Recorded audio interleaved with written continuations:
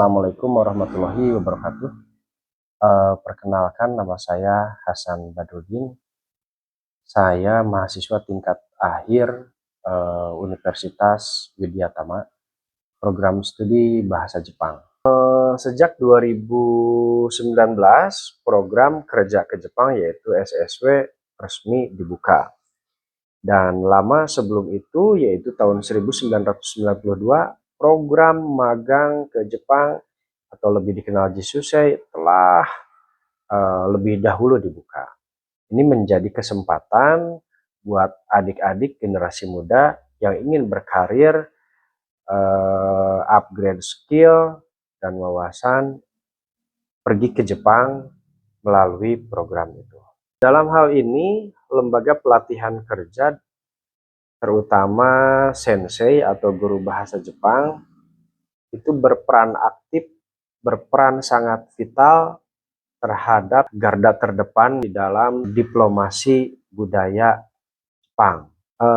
Selain bahasa dan budaya Jepang, juga dipelajari di LPK itu cara berpikir orang Jepang, etos kerja orang Jepang, sehingga ini akan menjadi bekal yang sangat berarti, yang sangat berguna bagi adik-adik yang mengikuti pelatihan di LPK ini.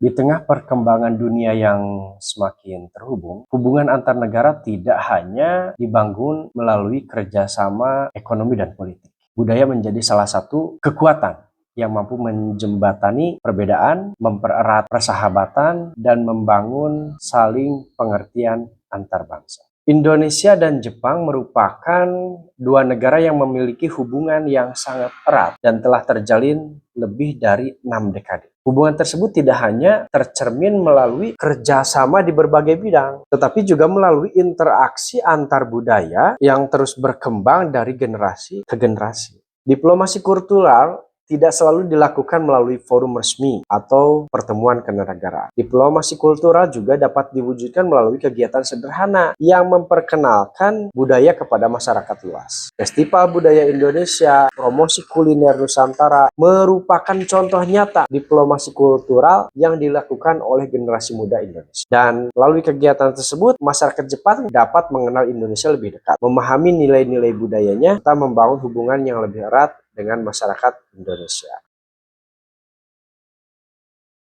Hai minasan, nama saya Lucy Mardia Nugraha. Halo, perkenalkan nama saya Nadila Amelia. Halo, perkenalkan nama saya Sahrul Fajri Muhammad Sofwan. Halo minasan, perkenalkan nama saya Sang Surya. Halo, perkenalkan nama saya Muhammad Tanjung. Negara Jepang merupakan negara yang memiliki 4 musim, yaitu musim salju, musim semi, musim gugur, dan juga musim panas. Jepang adalah negerinya para samurai.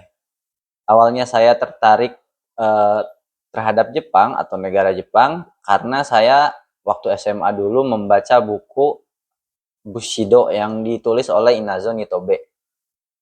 Semenjak dari situ saya tertarik dengan budaya Jepang. Motivasi saya untuk belajar bahasa Jepang yang pertama itu untuk menambahkan wawasan, serta di sana saya juga ingin berkuliah, jadi membutuhkan bahasa Jepang. Untuk motivasi saya untuk belajar bahasa Jepang yaitu karena bahasa Jepang ini adalah salah satu alasan untuk saya bisa bekerja di sana. Dan juga saya dulu pernah belajar bahasa Jepang di sekolah dan hanya sampai belajar huruf hiragana saja. Nah, dari situ saya penasaran lebih dalam mengenai tentang bahasa Jepang tersebut.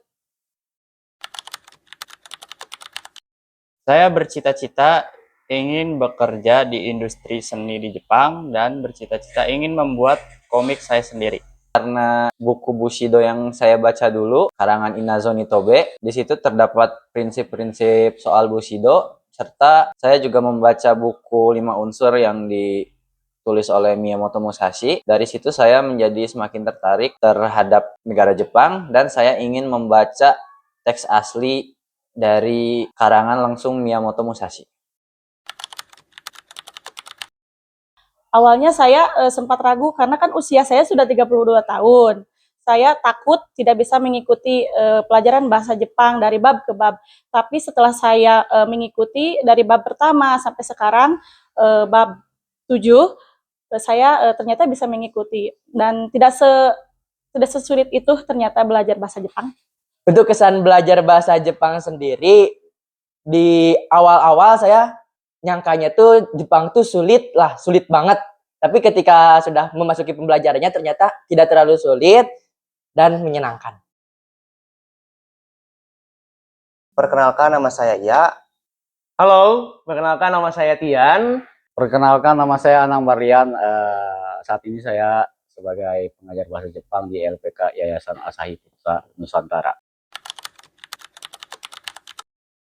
Yang membuat saya tertarik mengajar bahasa Jepang karena kebetulan latar belakang saya adalah seorang pengajar dan pada saat itu saya sempat bekerja di Jepang dan melihat bagaimana peran dari bangsa Indonesia untuk kemajuan Jepang. Jadi saya ingin menyebarkan hal itu kepada siswa-siswa saya bahwasanya kita punya peran penting untuk majunya negara Jepang. Karena saya menyukai bahasa Jepang dan budaya-budaya Jepang. Maka dari itu saya akan membagi pengalaman saya selama bekerja di Jepang. Saya biasanya memperkenalkan budaya Jepang melalui hal-hal sehari-hari seperti disiplin waktu, ya, bertanggung jawab, menjaga kebersihan, dan berkomunikasi dengan sopan. Tapi terkadang saya menampilkan cuplikan video kehidupan sehari-hari orang Jepang. Cara saya memperkenalkan budaya Jepang kepada siswa di dalam pembelajaran, biasanya ketika di dalam materi pembelajaran itu ada hal-hal tentang Jepang, itu akan saya sangkut pautkan dengan menampilkan video, gambar, ataupun hal-hal yang memang berkaitan dengan materi tersebut. Misalnya, ketika di dalam materi itu sedang menceritakan Kyoto, maka saya akan memperkenalkan Kyoto melalui bentuk video, gambar, dan lain sebagainya. Kebetulan karena LPK Asahi itu bertugas untuk mencetak generasi muda yang siap bekerja di Jepang, jadi biasanya nilai-nilai yang saya tanamkan di dalam pembelajaran itu adalah nilai-nilai yang berkaitan dengan bekerja di Jepang, seperti misalnya tepat waktu, disiplin, konsisten, sopan santun, dan budaya-budaya lainnya yang memang itu bisa menunjang mereka berkarir di Jepang. Tantangan terbesar mengajar siswa yang ingin bekerja di Jepang mungkin karena bangsa Indonesia itu terkenal dengan bangsa yang sedikit leha-leha begitu ya. Jadi tantangan terbesar saya adalah bagaimana bisa memberikan motivasi supaya semua siswa itu bisa semangat dan terus giat dalam belajar bahasa Jepang. Mungkin tantangan terbesar menurut saya itu membuat siswa itu konsisten dalam belajar dan pantang menyerah, karena tidak sedikit siswa-siswa yang gagal dan putus asa dalam pembelajarannya.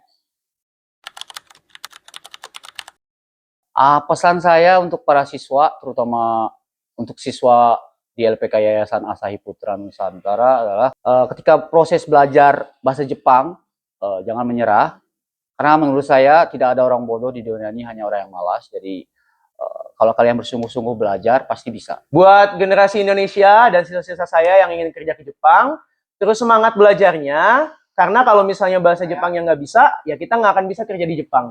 Lalu, bukan cuma bahasa Jepang saja yang penting, tapi karakter juga itu merupakan satu hal yang penting untuk modal utama kerja di Jepang. Jadi, semangat terus, pasti bisa. Seperti yang kita ketahui, bahwa Indonesia memiliki peran penting untuk kemajuan negara Jepang. Salah satunya adalah pemasok tenaga kerja berkualitas di Jepang. Maka dari itu, adanya lembaga pelatihan kerja ke Jepang, itu merupakan modal utama untuk mencetak generasi bangsa Indonesia bekerja di Jepang.